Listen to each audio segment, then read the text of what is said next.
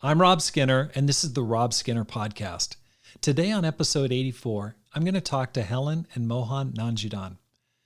Mohan and Helen were baptized as students in London in the 80s. They've led churches in India, Singapore, and the UK. They've got 2 children, Priya and Rahul, who are active members of our churches in Birmingham and Glasgow. In this episode, you'll learn how they went from student converts in London to leading the London church. How Mohan arrived at his wedding riding on a white horse. How they managed to reunify 9 splintered churches in London back into one healthy and growing church again. How they led Hope Worldwide charity in India in the early 2000s. And how they've each met and led 2 people to Christ last year during COVID. They talk about the advice they'd give to their younger selves to be open, to be vulnerable, and never stop being bold. And finally, how they've made ministry a lifelong passion and not a passing phase. All this and more on episode 84 of the Rob Skinner Podcast.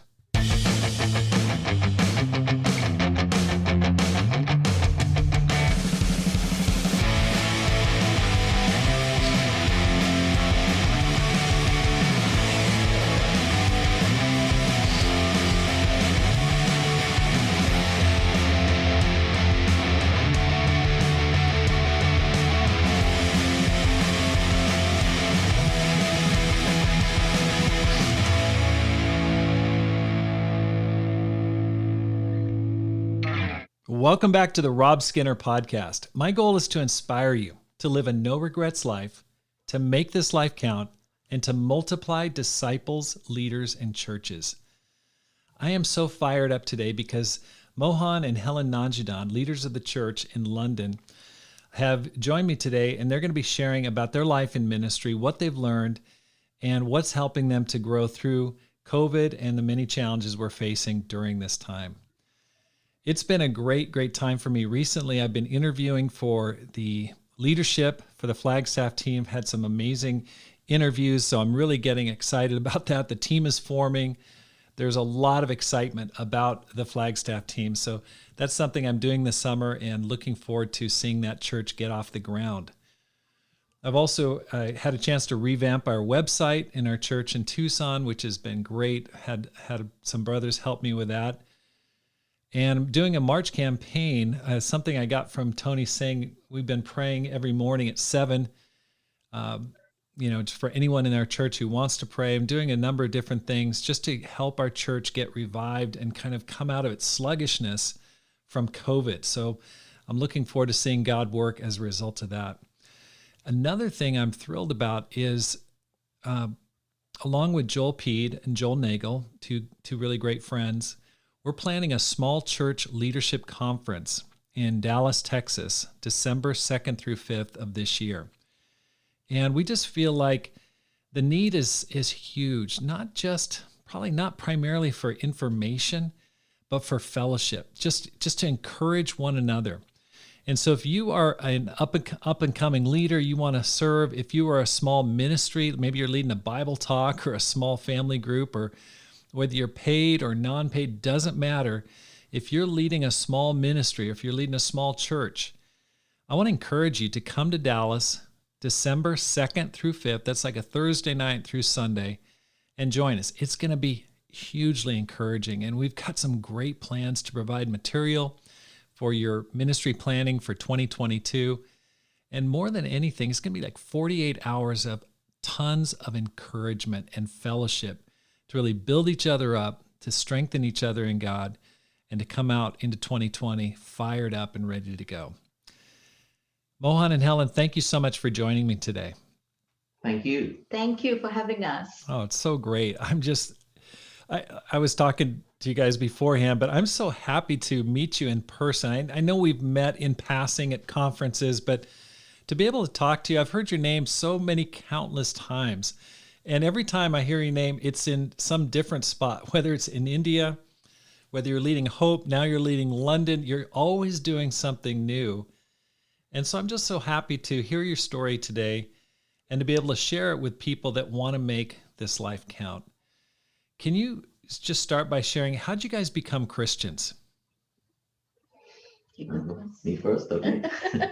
I'm from a Hindu background, and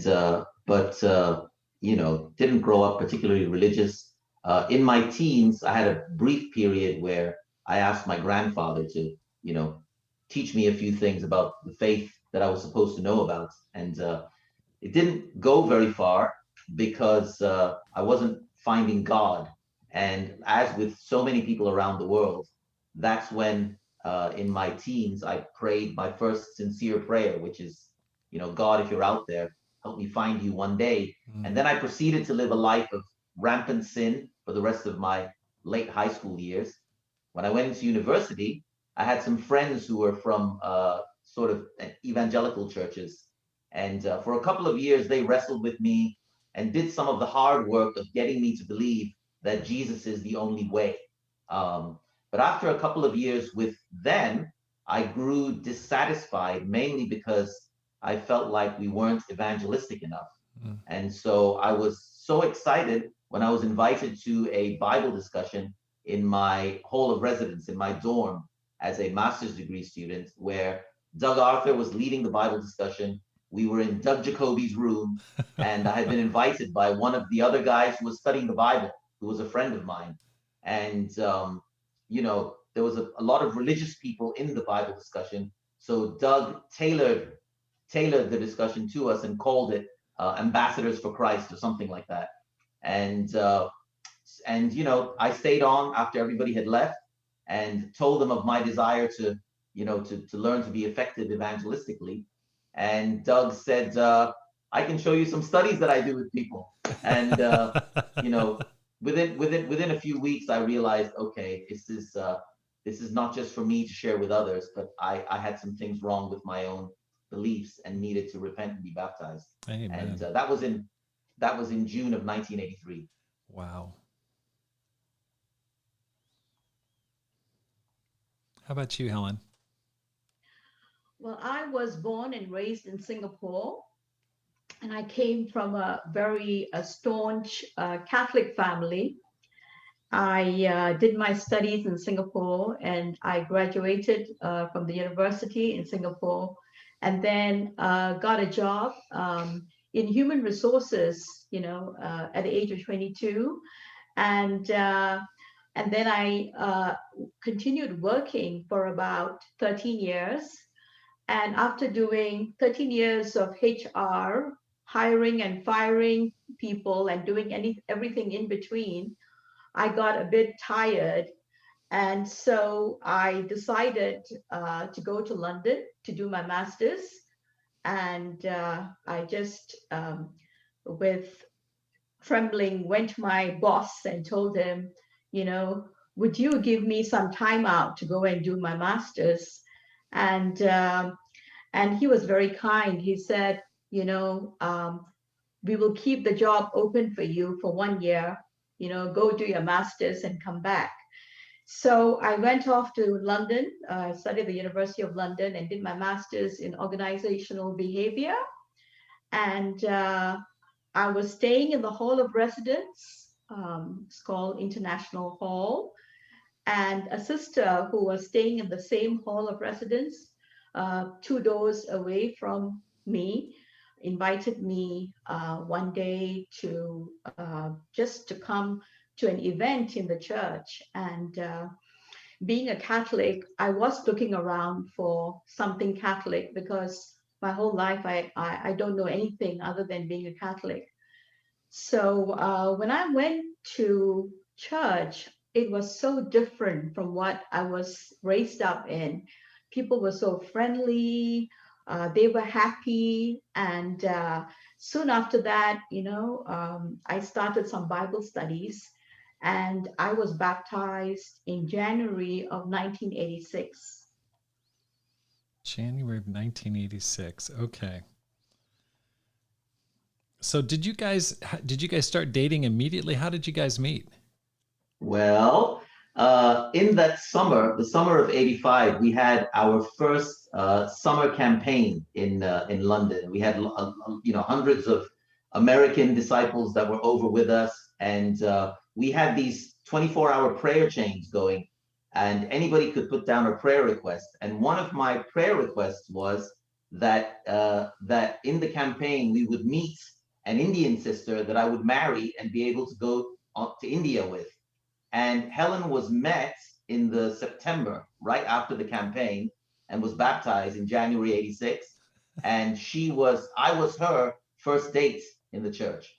And now I told Doug Arthur after that date, I said I want to marry her, but our paths diverged. You know, she actually had to go back to her job in Singapore, and I was going on the mission team to India. I had already decided I was going to go on a mission team to India. She was a very young Christian and not ready for those decisions. So she went to Singapore. I went to India, but she had it on her heart to go into the ministry. Do you want to share about that and Yeah. how you came to India? Okay.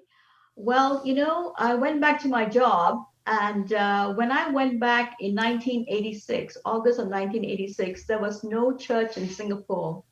The team was not scheduled to come until 1988. So I was there in Singapore by myself. And in the meanwhile, some Singaporeans converted, in different parts of the world, in the US, in Canada, and I came from the UK. And so they all came back home one by one, and there were like five of us. And so I was advised to go to the most kind of open traditional Church of Christ in Singapore, and so I did. But after a while, five of us got there.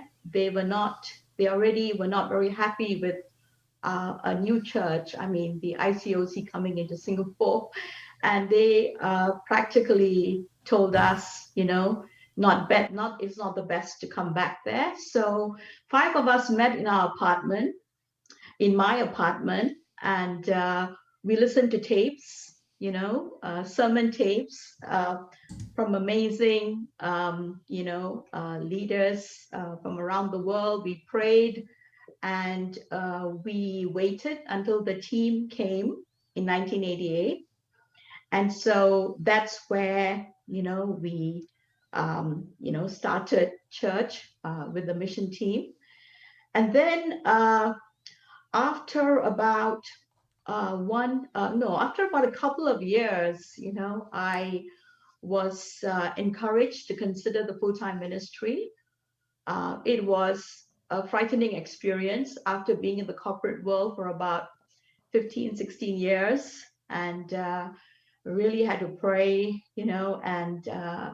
but at the end of that time, I realized that, wow, I do so much for my organization in the world.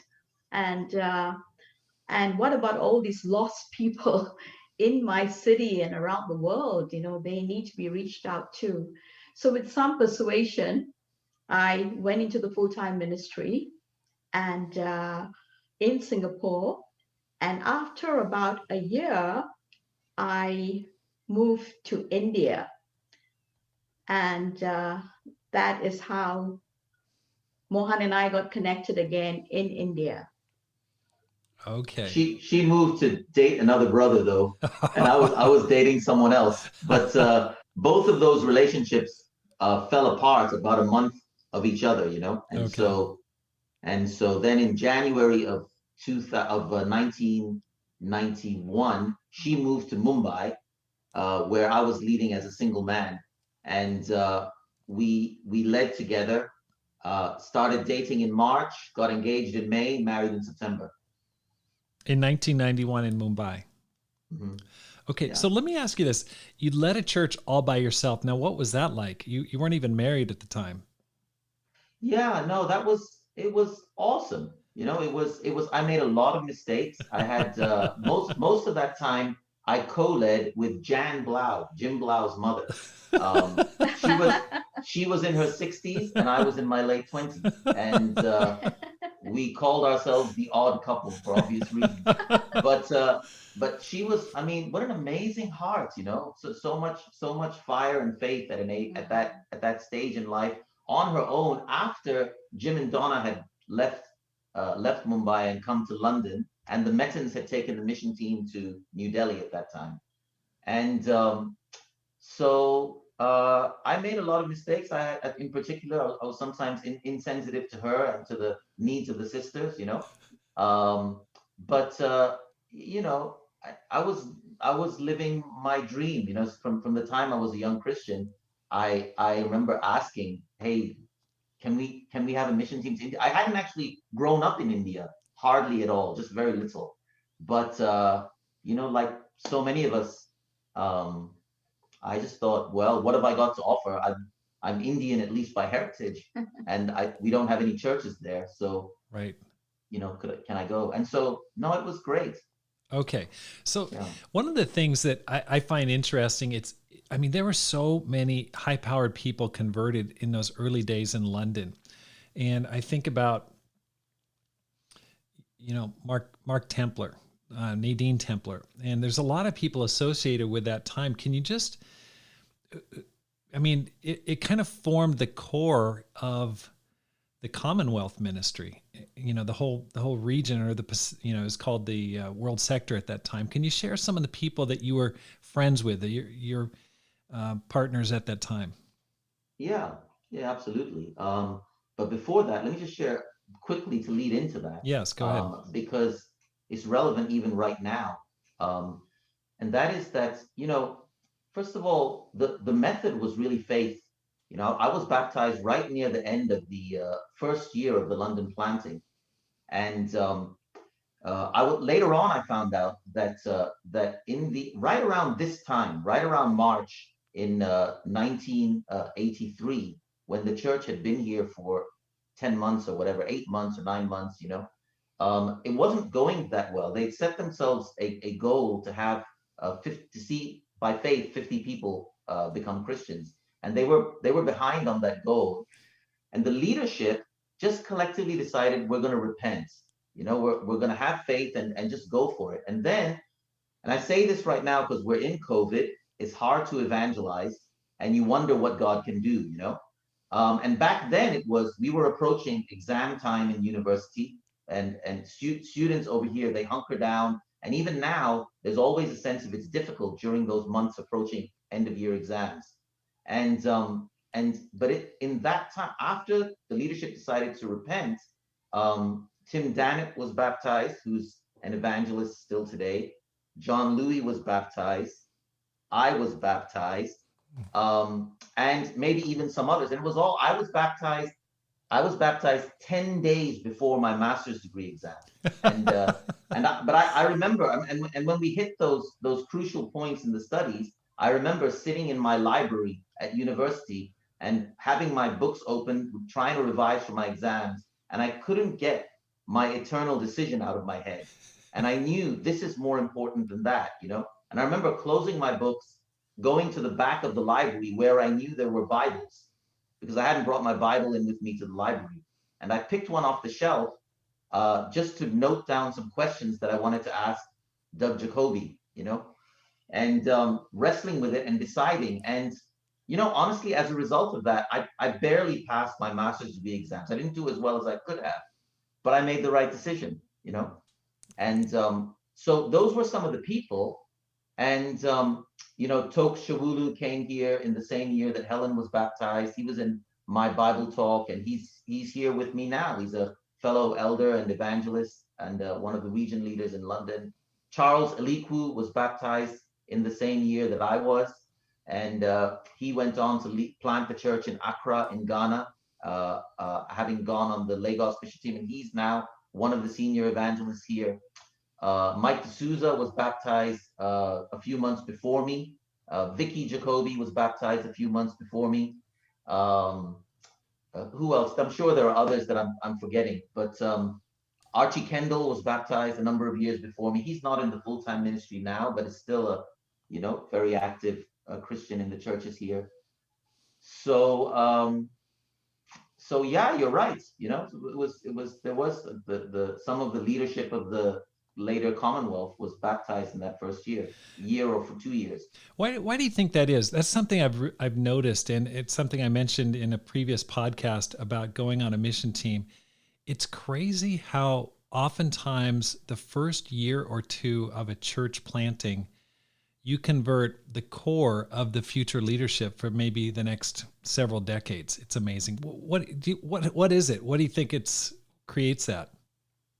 It's hard to answer the question why, because I don't remember a particular strategy other than let's go evangelize students.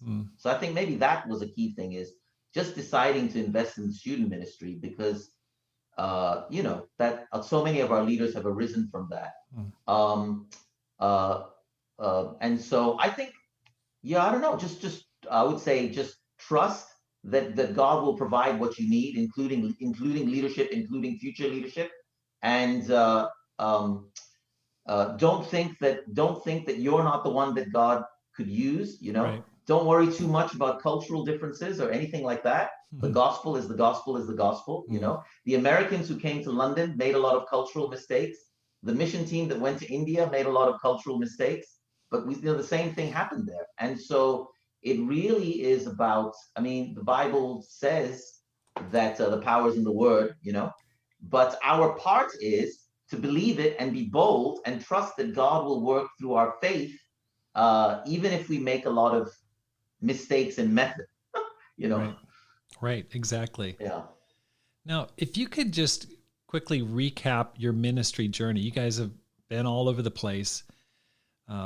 You've mentioned a few places, but if you could just share from your conversion to where you're at right now, where have you been and the years associated with those places?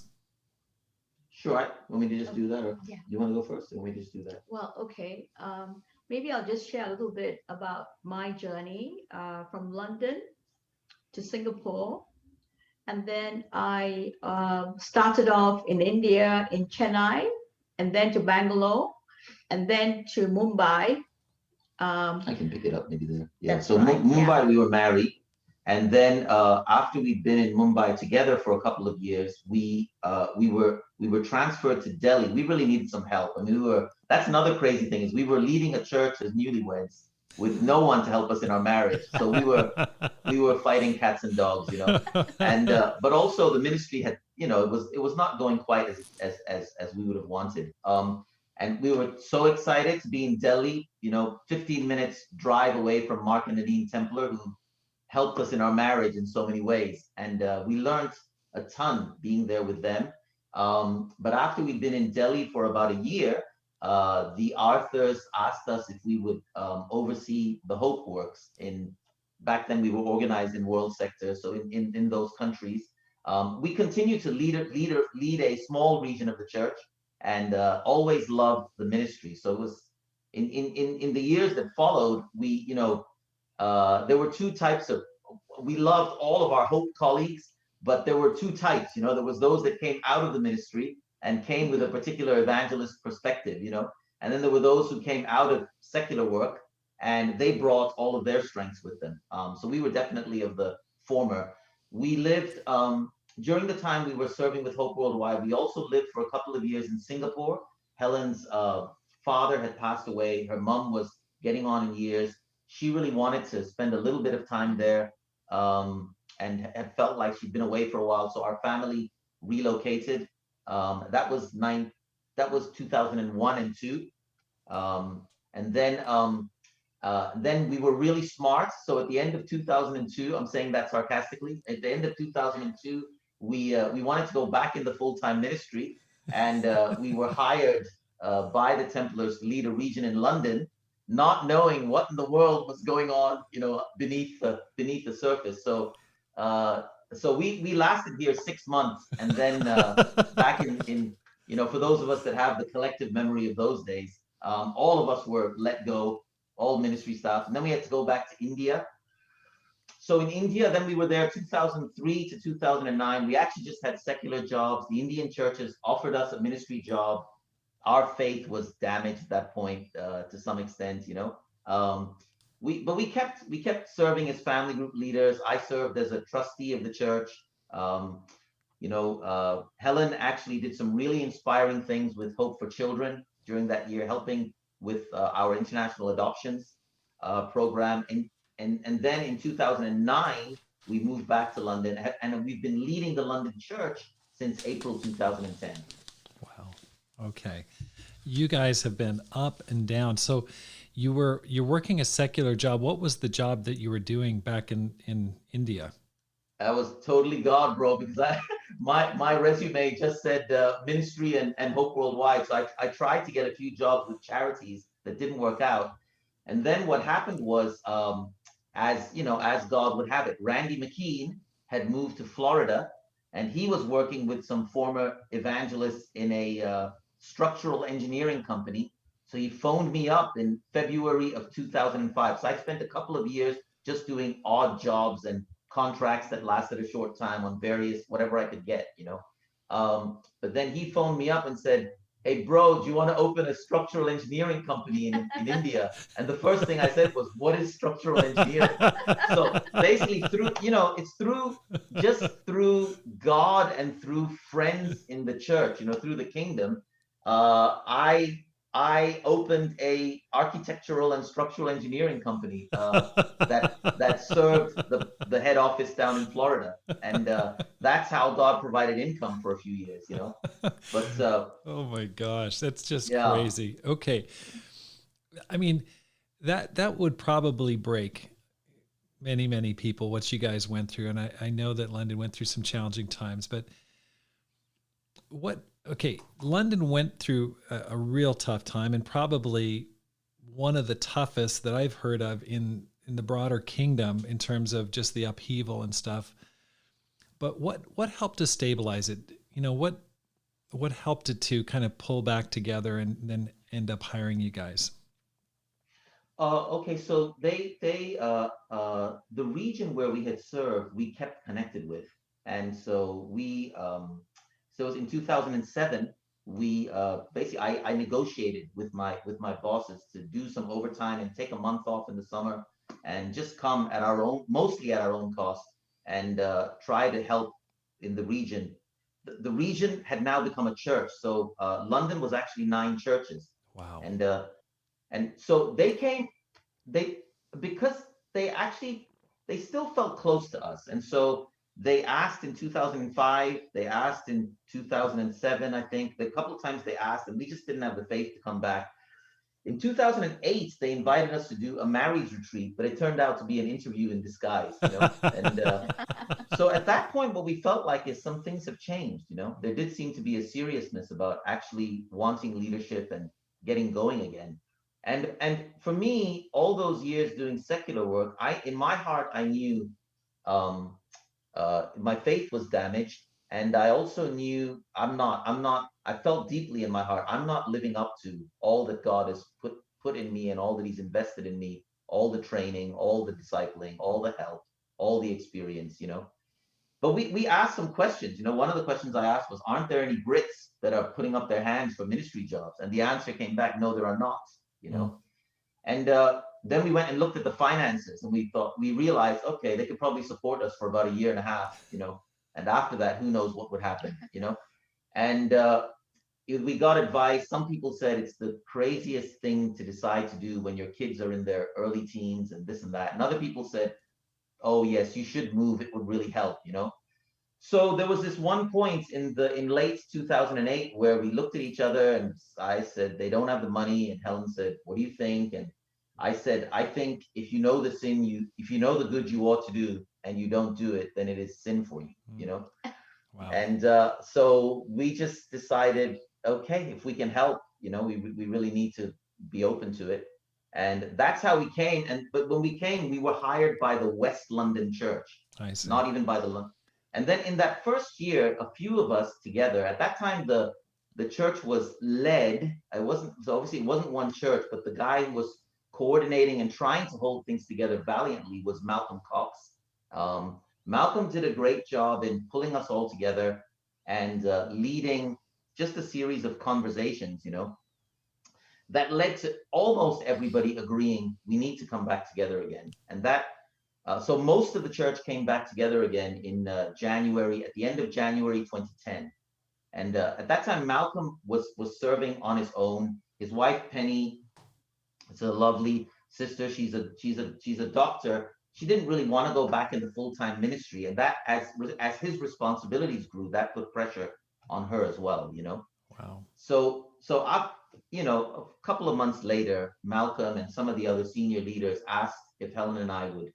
We were the only couple on staff, by the way, at that point. That's amazing. So the amazing growth of the vibrant women's ministry started with just her being courageous enough to, That's gutsy. the Flemings were in Birmingham, so Helen wasn't the only woman on staff in the UK.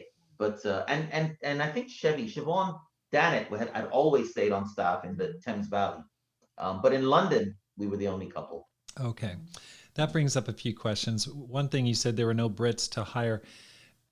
What were you raised in England, or what's your nationality? Where It's British now, but I was born Indian. My dad was in the UN, so we lived in New York. We lived in Vienna. I was here in high school, in boarding school, and university. And yeah, and then when I became a Christian, I wanted to. I hadn't lived in India much, but I wanted to go back to, Okay. just to help. So because your dad was a diplomat, you had Indian citizenship, but essentially you were a citizen of the world. You were all over the place growing up. Yeah, Pretty totally. pretty amazing. What an awesome conversion to convert a person like you with all that worldly experience. Pretty amazing. Amen, bro. Every conversion is amazing, but thank you. That's pretty awesome. Let me ask you this, Mohan and Helen, when you guys were converted in London, and if someone were to go, just tell you at that time, hey, guess what? 20 years from now, 30 years from now, you're going to be leading this church. What would you have said? What would you have said? I would have said, I don't think so. No, for me, the dream was India. I thought I would go and live and die there. So that would have been it would have been a strange thought. It would have been a strange thought. And because there right after we were married, there was kind of an attempt to bring us back here for a year, or something like that. Right. And I resisted so much, just because it was so much. The dream was India. Right. Right. Oh, I remember those days, the one suitcase challenge and Jim Blount. Oh, it was so inspiring, just what was happening there. If you could, talking a little bit about India, can you share some of your favorite memories of those early days? Because I remember as a young Christian, Jim Blau came to the San Francisco church where I'd become a Christian there at Berkeley, and he did a lesson, and he turned off all the lights in the hall where we were meeting. It was the congregational building there, and I can't remember the title. I think it was like "The World is Covered in Darkness," and he preached an amazing lesson. And he talked about the one suitcase challenge, how the missionaries who went to India just took one suitcase, nothing else. And I remember him receiving the honorarium, and he said, just put it in the contribution. I don't even want it. I was just like, whoa, this guy's intense, man. I just was so challenged. But there were so many stories like that coming out of India at the time. Can you just share some of the highlights? Yeah. For me, I moved from Singapore to India, a country that my parents were born in India, but they moved to Singapore in their late 20s. And I've never lived in India before. And so it was a bit of a, culture shock. But, I think I really, really loved just to see the diversity. There's so much to learn. There's so much to experience. But in the church, I think the thing that really moved me is the simplicity and the humility of the hearts of the disciples. You find a small room, a little room, a family of 7 to 8 living in one room with a little stove in the corner. And life was simple for them. And, they were so hospitable, even though they live in a crowded one room place, sometimes they are so happy to have you over to share whatever little that they have. And that really moved my heart. It's not, you got to have this huge set up, if you're inviting somebody over, so simple. And also, you know, they they really want to search for the true God, even though they're surrounded with so much of idolatry. They are hungry and really hungry to find the truth, even to the point of being persecuted. I mean, they are ready to do that. And that was really very, very moving for me to see how eager, how simple, how humble. And that really kind of moved me.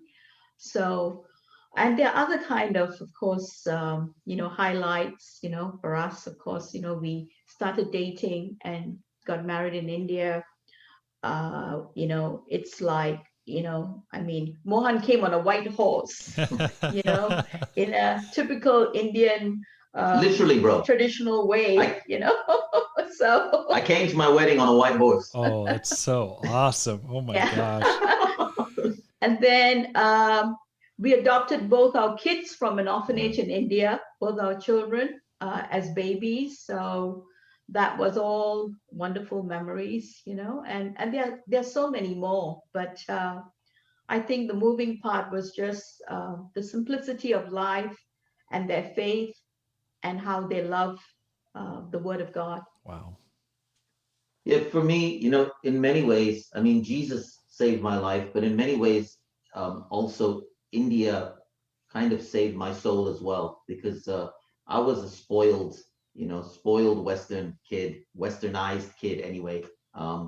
And uh, you know, the thing I remember was when we went there. India today is in many ways a more happening place in terms of economy, but it wasn't so in the 80s.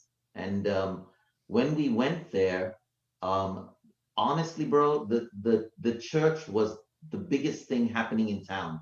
And what I mean by that is, people didn't have phones. So when we would evangelize and talk to people, it was so fascinating. We'd get invited to lunch while we were evangelizing, and then uh, they didn't have phones. So what we would do is we bought these really cheap plain postcards, no pictures or anything, from the post office. And we would all, at the end of the day, we would all sit together in this little tea shop, and we'd write out these, we had their addresses, so we'd write out, that's how we did our follow-up. And we posted it. And so many people came because no one ever sent them a postcard, you know. We had I remember Bible talks on the roof of when we first moved, we all stayed in this we called it the Cockroach Motel. And but I remember Bible talks where there were 30, 40, 50 people, all crowded on the roof, and those hotel owners, I don't know, they were like angels, they were there was a couple of times, once in Mumbai, once in Bangalore, when we had persecution connected with some of the converts, especially the women converts who we had, where families would allege, kidnapping or some sort of abuse or whatever. And we wanted to protect Mark because he was the foreign missionary. So I ended up in jail, a couple of times, only for a few hours, Oh only my for a few hours in gosh. while there were kidnapping charges that were trying to be pushed pushed against us, but which obviously didn't succeed because the disciples faced persecution rather than um, slander us. And Yeah, there was I mean, that kind of stuff also, to be honest with you. There was also times where I got fearful and was looking over my shoulder because of the persecution. But then the brothers would tell me, hey, you need to repent, you can't be looking over your shoulder. And I pull myself together again, and but all of that, I mean, it was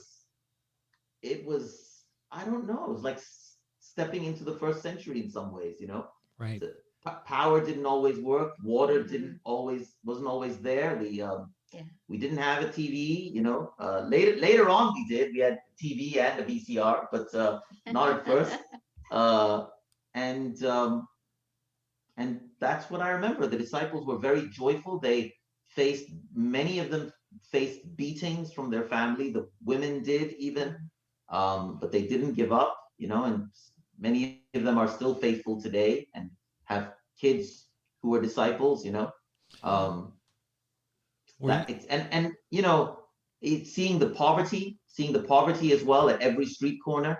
Um, it definitely discipled the greed out of me. mhm. So Were you on the Bangalore mission team with Mark and yeah, Nadine? Okay. yeah. That's right. I heard about that when I was living. Oh, I can't even remember when that was, but definitely as a younger Christian, there was some intense persecution. And on a recent few years ago, I went to visit India and I went to Bangalore and I was asking about because I'd heard about a guy who got beat and I actually met the person. I think his name is Suresh or um, is that right? Is that his name? But in any case, it was just intense. A huge street riot happened. And now, were you there during that time? I don't remember that one. I mean, I Okay. remember other street riots. I remember there was one. Yeah, there was one case again with one of the sisters. Um,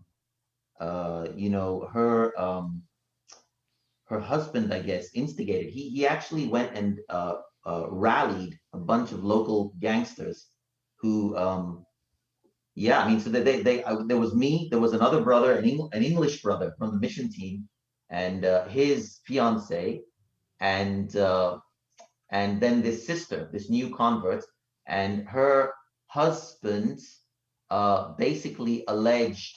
I don't know what he alleged. Again, that we were Westerners who had arrived and were abusing Indian women or something. So this whole crowd of gangsters all rallied around me and the others. And on the streets, the police weren't going to do anything about it. And but I remember in my mind, the verse came, um, Jesus walked through the crowd because his time had not yet come. Wow. And so I looked at the brother and the two sisters, and I said, "Just follow me." And Wow. we walked through the crowd, and they were a little bit bewildered.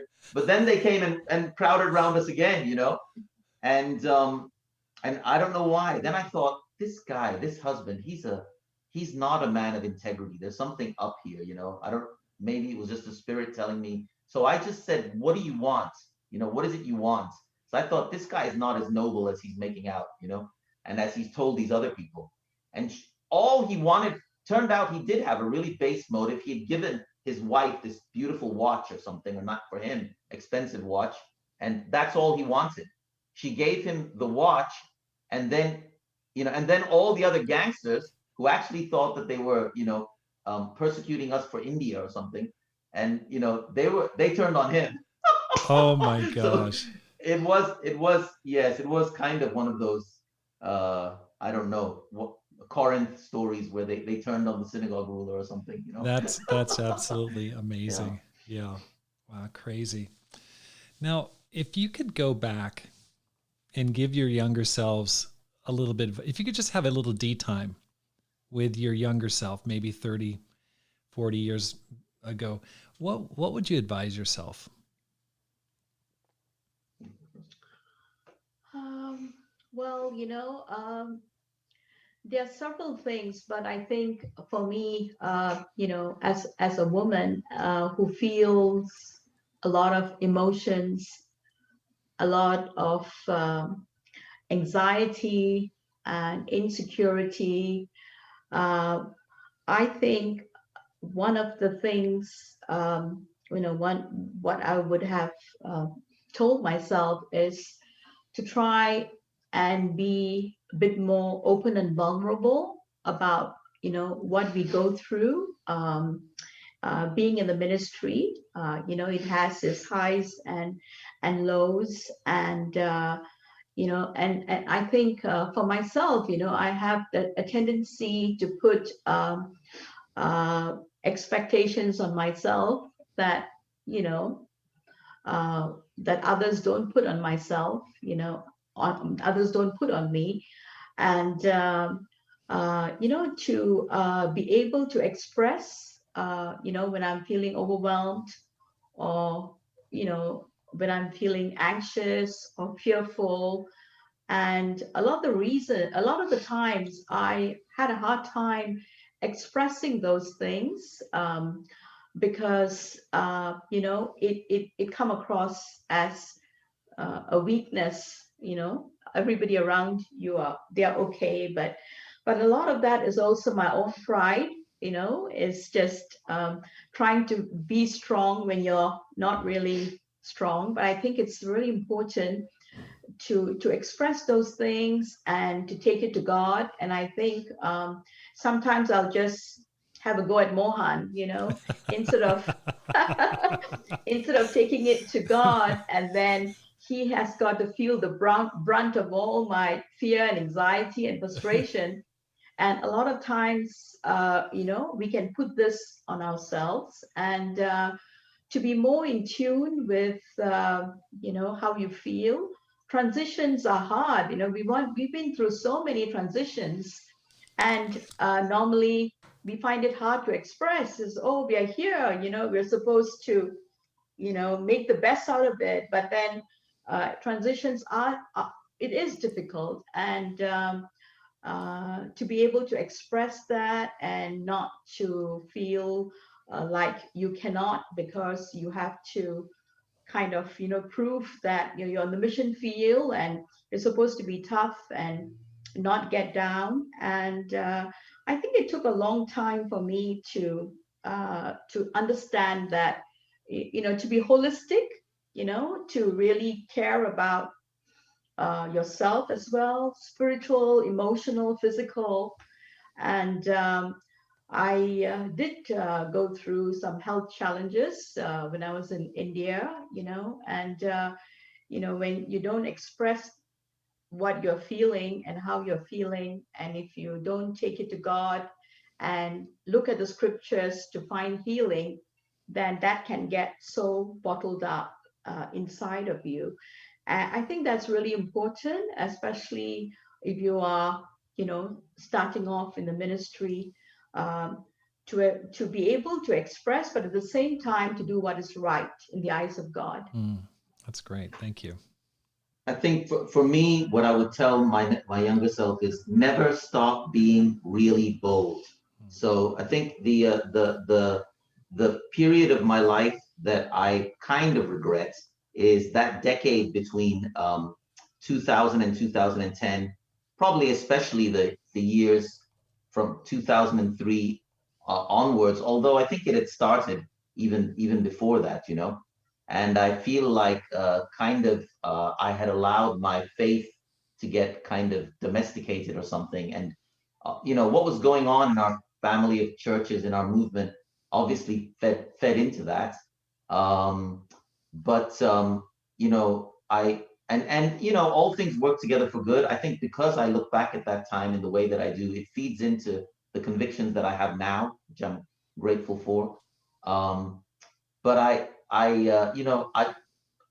John 15 teaches us how if we have that radically obedient spirit, remaining in the vine, and we also get to experience asking whatever you wish and being filled with joy, and I would just describe that decade as being, maybe a time when Jesus would have, if he was here in the flesh, he would have said to me, why are you still so dull? Wow. Right. And so I wish that in spite of everything that had been going on, I wish I'd been part of one of those little pockets where I was just still, proclaiming the gospel the way that I think God expects me to, right, and relying on God. So right. Don't hold back. What I would tell any young person is don't hold back. God will always take care of you. Be bold in sacrifice, be bold in evangelism, God will never let you down. Right. Right. That's great advice. And I think many people felt they second guessed themselves, and there had been some structural changes in the churches, but the gospel doesn't change, and you still need to be fired up about God and the gospel. So that's fantastic advice.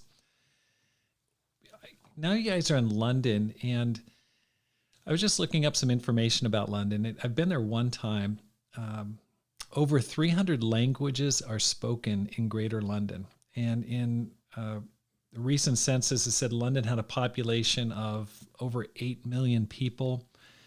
Of that, 45% were white British, 37% of the population was born outside the UK, and then 26% born outside of Europe. So, I mean, it's an incredibly diverse city. What are the demographics of the church itself? How does that reflect in the church? Well, the church is super international. It doesn't represent that demographic, So I would say, if anything, we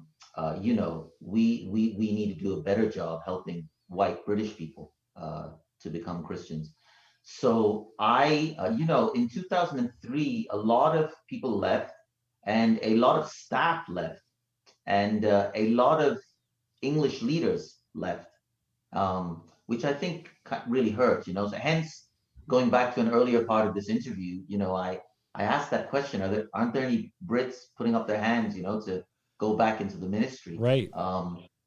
And the challenge since that time has been, we just wanted the church to be evangelistic, full stop. Just even getting people's faith back to and their outward focus back. To us, that's a victory. So we try to model that, and I feel way better about the fact that church is evangelistic and reaches out to all people indiscriminately. But at this point, I would say we are far more of an international church than we are a British church in some ways in London. In London, anyway. Outside of London, it's a little different depending on where you are. Okay. How large is? May I ask, how large is the church in London? The church in London is a little over 1,000. It's about 1,025. Okay. So then, when we all, yeah. And then how many churches are there throughout Great Britain? Oh, I would have to count, but it's about 15. Wow, 15. Okay. Yeah. That's fine. I'm sorry, I interrupted you. Go ahead. Oh, no, that's okay. I forgot. I lost my train of thought. Go ahead. Is it when you first came to? Oh, no, that's all right. That's fine. Yeah. Now, is there like a plan? Is there like a master plan to reach all of the smaller cities of Great Britain? Well, what we did in our 2020 vision, we thought about, we had some missions meetings. We wanted to go and particularly to replant some of our churches that were cities where we once had churches, but then they died, But amazingly, when we tried, God kept closing the door. We tried to hire people, we tried to locally, internationally, and then we got really convicted. I had a conversation with Joe Salippo, who's now in San Diego, but was then in Milan, where he talked about how he felt like his first obligation was to strengthen the churches that were there by trying to provide staff, And I put that to the other leaders, and we all got convicted. And then God started opening doors. So until 2020, we actually have focused on raising up staff for all the smaller churches. And we had a little bit of help from outside missionaries. Almost all of them have gone back now to the States. And so we do have local leadership, and nearly all our churches have full-time staff, which is great. But just this January, we planted, in the midst of the pandemic, we planted a church in Cardiff. So in Wales. So we don't have a master plan. COVID has kind of delayed a little bit us talking about 2030, but certainly the next decade, we would want to maybe every couple of years plant the remaining major population centers around the UK. Okay. I mean, Great Britain has just a tremendous spiritual legacy. I think about the revivals in the 1800s, Charles Spurgeon, the preaching. I know that so many American ministers went through there, led revivals. I mean, it was just a hotbed, and it seems to have cooled. And I'm sure that must be very challenging to see kind of a cooling of the faith and to build the church. You mentioned earlier that when you went there were 9 churches in London, Mhm. and there was very, very few people on staff. You were one of the first to go on staff. I'm assuming now there's one church. How did you Yeah. pull it together? Like, what was your strategy over the past 11 years or 10, 12 years that you've been there to reunify that church that was splintered? Well, I began to share that Malcolm basically led us in a process of talking, and the talks were mostly centered around, what do we want to see happen? And so by that time, as we were approaching 2010, most Christians, they wanted to move forward. They realized that to have like strong campus and teen ministries, we needed to pool resources. And so just thinking about the vision of what we wanted helped us at that time. So what I would say has happened in the last decade is, stabilizing is kind of a relative word in some ways because throughout the whole past decade or dozen years, there's actually always been some destabilizing forces, but what we've tried to do is stay unified around the gospel and stay and always make sure we call clearly disciples to be disciples, to be true followers of Jesus, for whom Jesus is Lord. We take very seriously that staff needs to be willing to present themselves as a model to follow, and we need to walk with other disciples and especially younger disciples, showing them how do you evangelize, how do you study with people, how do you disciple people, how do you pour out your heart to the weak, how do you stay up late and wake up early, and but in the process of that, whenever you do that, to be honest with you, I heard Mike Tolliver say a few years ago, we're a half century old movement, so we're no longer in Acts 2, we're in Revelation 2.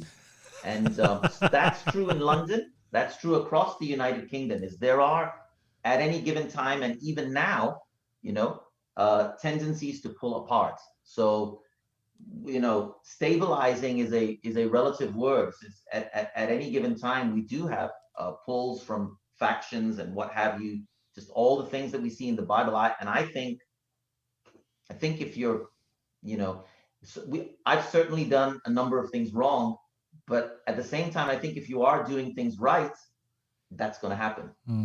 Yeah. Okay, so what's the best thing that you've seen come out of COVID? I mean, the best thing out of a bad situation in terms of ministry. Anything that you go, wow, that's really cool. This is going to be a blessing going forward.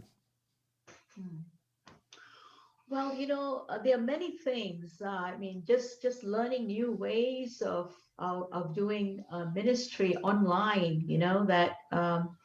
That was never done before, and uh, even just studying the Bible with people online, especially women. Women who are moms, who have busy jobs and children, and uh, they didn't have to travel in the busy London Underground or buses to go and do a study, but they could do it, from the comfort of their homes, and it has been really encouraging.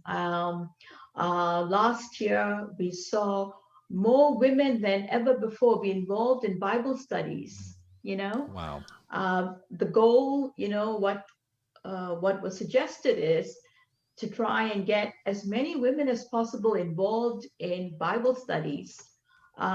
It's not so much the outcome, but just the experience of engaging in Bible studies. And that has been amazing because it made it easier for women to make time in the midst of their busy schedule to do that online, and just to use technology, the best way possible. I know for myself, being older, I'm a bit challenged with technology, but I had to learn how to I don't know, Zoom and, Google Meet, and just it's a time of learning. And that was a time when I actually got a lot of help from the younger women Mm. who were so good at this, Right. Right. So whatever I was weak in was supplemented by the young people who, it was their strength. And together,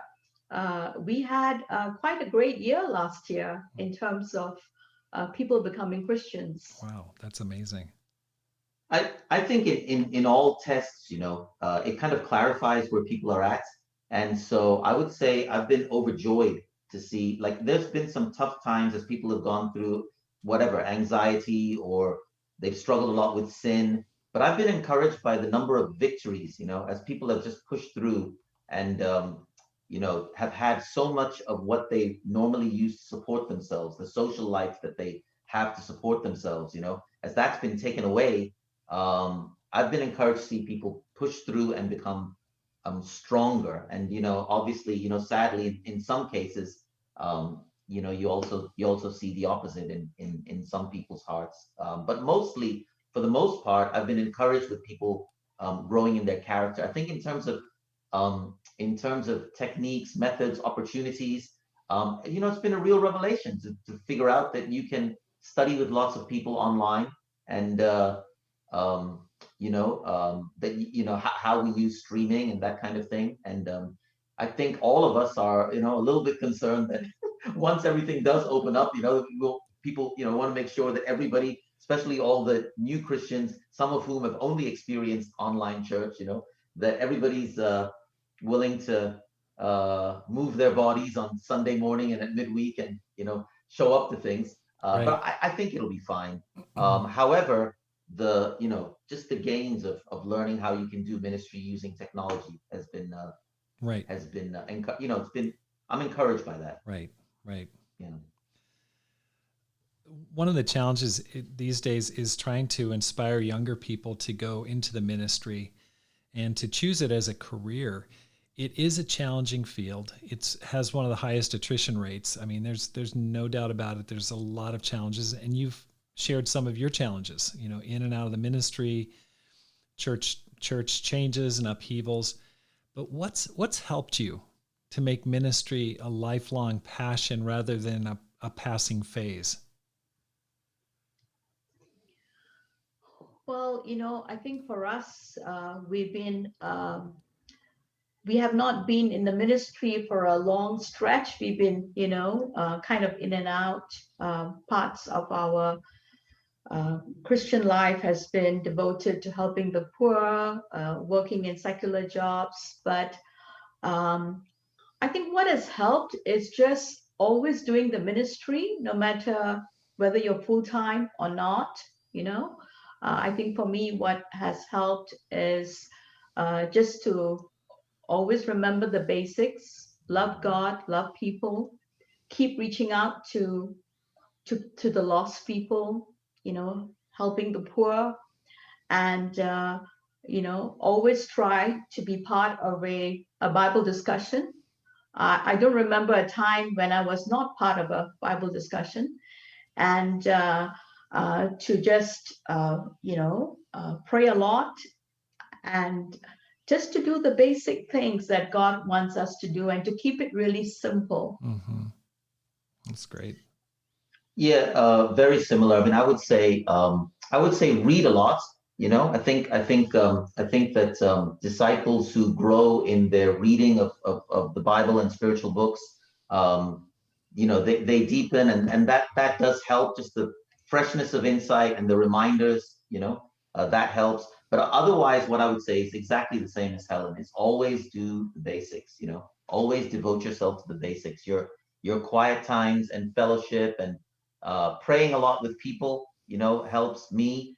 And also just always evangelizing. And by the way, if I can pay you a compliment, Rob, I try to follow some of your guidelines. And even during this lockdown, we're allowed to go out for exercise walks. So I put on my masks, and I've been inviting 150 or 200 people a month, kind of as per some of your some of the things that you advise and teach, and Wow. it's harder now, but there's an irreplaceable joy that there's a sense of the spirit just bouncing alive in me when just by doing that, and even just by being able to invite people to online church and tell them, hey, listen, at a time like this, we're just trying to spread some hope.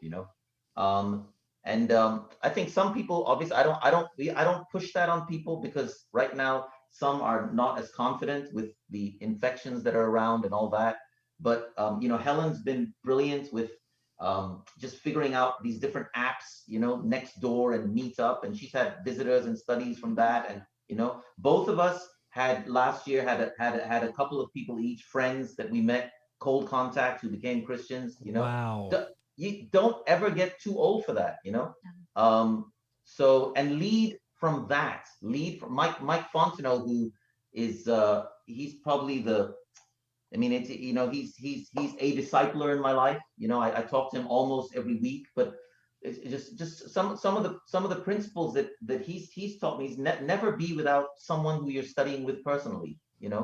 Um, so it's just those to us. It's just those simple rule of thumb, practical things that have helped us stay fresh and stay in it for the long haul. Wow. That's great. Great. What an awesome and inspiring example, especially because of COVID and the challenges. You could have simply just called it a year and just said, we'll come out in 2021. But amazing to hear that. Any final advice that you'd like to share with anyone who wants to make this life count? You guys have certainly experienced a lot. Any advice you'd give to a person who wants to live a no regrets life? Well, I think as you had pointed out earlier, ministry is not easy. It's got its challenges. It can also be most of the time a very joyful experience, and it can be draining at times. You got to face criticism. You can feel inadequate, or you can feel that it's too hard. But one of my convictions is, so long as you do things for God and not for people, you can keep going. Hmm. So long as the focus becomes what we do for God. I think you can rise above those feelings, and to remember that it's God's approval that we are striving for. And it can be hard sometimes, but that's the only way to keep going long term. Hmm. Yeah, that's right. I think that's right. It's always make it about God, not about your vision or goals or those kind of things. Sometimes you achieve them, sometimes you don't. And if you make it about that, then you get disappointed and disheartened, when it doesn't go well. But or by your measure, it doesn't go well. Right. Right. But it needs to always be about God. I think even like in your home, for those that are parents, when you're raising up kids, you know bro, we did a lot of things that in some ways were very foolish parenting wise. We took our kids through 17 homes, 10 different schools. Some of those schools were not even the best schools. And we moved them to London when there was no teen ministry here in the region where we were moving to, and a stable teen ministry in Delhi where we came from. But we've done we made a lot of mistakes, but we've tried to always make it about God, not about the ministry. And therefore you can see everything in the context of God's big purpose and plan for your life, whether it's the suffering such as it is, or it's good days and the blessings. And so I think that perspective, and therefore you want to live a no regrets life, don't hold back. I mean, it's we went into the ministry in our youth. We went to India. We had a piddly salary.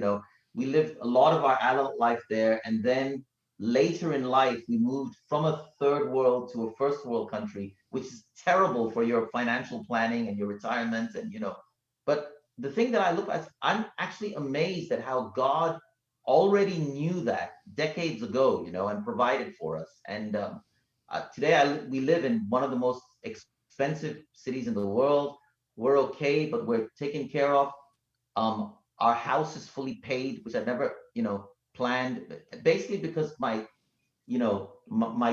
was because of inheritance money. But it was my dad, though he was a diplomat, was never a businessman or anything, and he just somehow God allowed his savings, to multiply in more than you'd expect, and but that was just God knowing that knowing how he would provide for me at this, and Helen and our family at this stage of our lives, That's and amazing. so don't just, whatever God calls you to do, go to the third world, go into the full-time ministry, do it with zest, put your whole heart into it. He's never, ever, ever going to let you down. He'll never leave you. He'll never forsake you. And if you make it about that, about God, not about your dreams and your visions and your aspirations, it's going to be, you'll be disciplined as well. And, he's gonna make sure that you get the training you need to be the holy person that he wants you to be. But that's a lot better than settling for I don't know, protecting your boundaries or half faith life or whatever you want to call it. So. Wow. I just recently taught a class on trusting God, and it talked about how the Christian life is like a marathon, but it's more than a marathon. It's like a marathon with an obstacle course in it. And the thing that impresses me about both of you is that you're running the race and you've never stopped. You may have slowed at times or stumbled, but you just keep on going. And he talks, it's Jerry Bridges' book, Trusting God, and he says that very few finish their Christian life well. And what inspires me about you is seeing you finish so strong. You're still going all out, and you're still converting people, still reaching people, still after being in and out of the ministry, you still have your inspiration, you still have your idealism.